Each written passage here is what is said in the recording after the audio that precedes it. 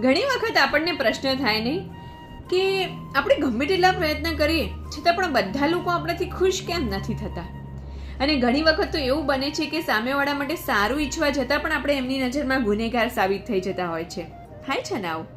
અને આ જ વસ્તુ સતત ને સતત આપણને દુઃખી કર્યા કરે છે. પણ મિત્રો, શ્રીમદ ભગવદ્ ગીતાને જેટલી વધારે ને વધારે સમજવાની કોશિશ કરીએ ને તો આ પ્રશ્નનો જવાબ આપણને શ્રીમદ ભગવદ્ ગીતામાંથી મળે છે.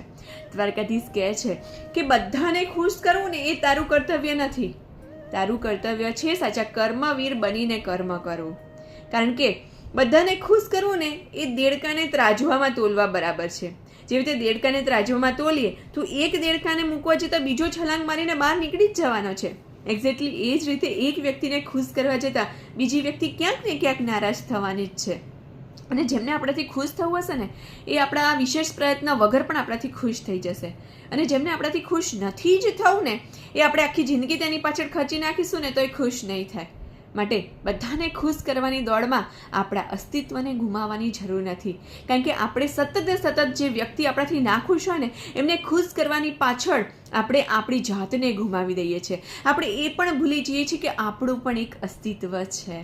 દ્વારકાધીશ કહે છે કે બધાને ખુશ કરવું ને એ તારું કર્તવ્ય નથી. તારું કર્તવ્ય માત્ર એક કર્મવીર બનીને કર્મ કરવાનું છે. રાધે રાધે.